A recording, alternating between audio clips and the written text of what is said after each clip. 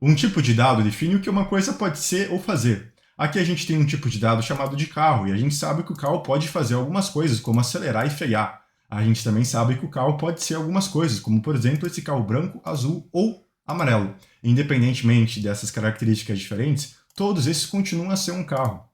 No Python, quando a gente quer trabalhar com valores numéricos, tem dois tipos de dados que a gente vai utilizar. Ou seja, dois tipos de dados que vão definir aquilo que a gente pode ter e o que a gente pode fazer. E nesse caso, eles são um tipo de dado que a gente chama de int e float. Int vem do inglês integer, que significa inteiros em português e é utilizado para representar números sem ponto decimal. E float a gente utiliza quando a gente quer representar números que têm um ponto decimal. Os dois são os tipos de dados numéricos que a gente tem aqui dentro do Python. Então, por exemplo, se eu for aqui, eu posso escrever o valor 1, 2, 3, e todos esses são números. Se eu mostrar qual que é o tipo desse número na tela, eu vou ver que ele vai me mostrar o int, porque eu não estou utilizando nenhum tipo decimal, não estou utilizando uma casa decimal. Eu posso passar, por exemplo, aqui o -3 também, que é o número, e ele é classificado como um número inteiro. Eu posso agora colocar o 3.2. E nesse caso aqui, eu estou utilizando um número que tem ponto decimal. Então, dentro do Python, ele representa ele como sendo um valor de float.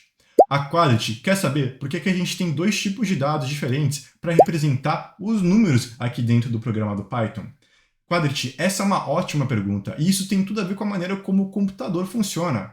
É claro que quando a gente olha aqui para o 1 e para o -3.2, a gente, olhando, consegue entender que os dois eles são números, mas a gente tem que entender que o computador é uma máquina, e a maneira como ele representa cada um desses números dentro dos seus mecanismos internos, seja na memória, ou como ele vai fazer o cálculo também depois na CPU, podem ser diferentes da maneira como a gente interpreta isso.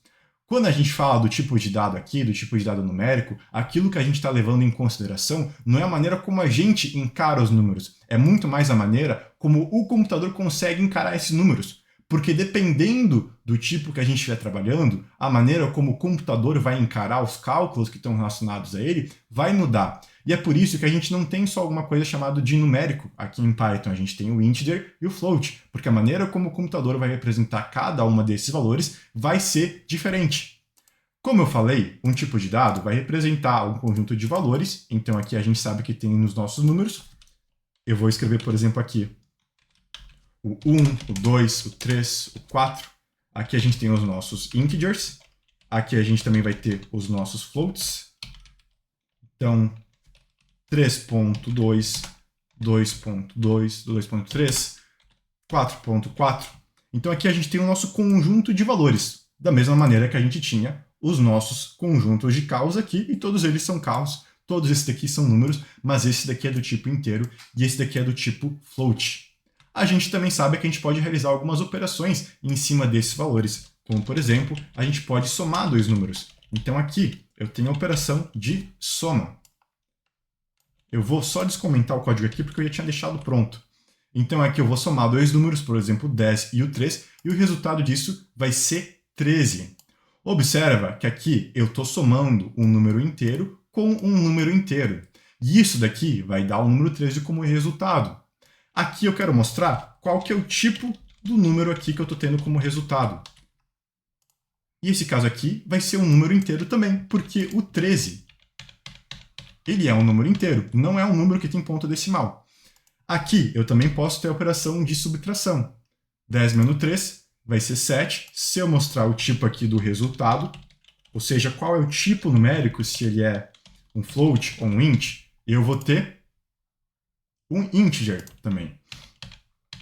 Agora eu vou na operação de multiplicação, tá? Esse símbolo aqui, ele é o asterisco.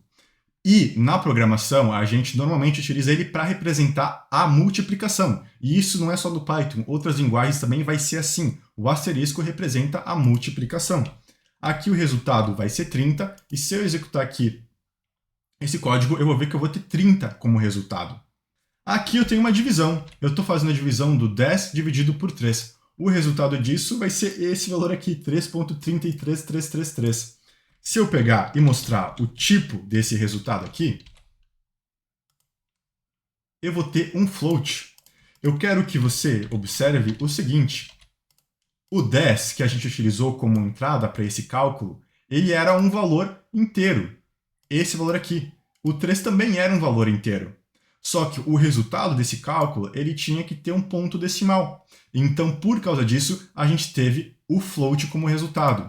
Em Python, aqui também está sublinhado como importante, mesmo que você tenha, por exemplo, uma divisão que não vai ter um ponto decimal como resultado, como 4 dividido por 2, o resultado vai ser convertido automaticamente para float. Você pode ver que aqui, ao invés de só ser colocado 2, está sendo colocado 2.0. É claro que no ponto de vista da matemática, 2 e 2.0 é a mesma coisa, mas aqui a gente tem que levar em consideração que o importante é o ponto de vista do computador. Quando ele faz a divisão, ele está convertendo também aqui os números aqui para o float no resultado final.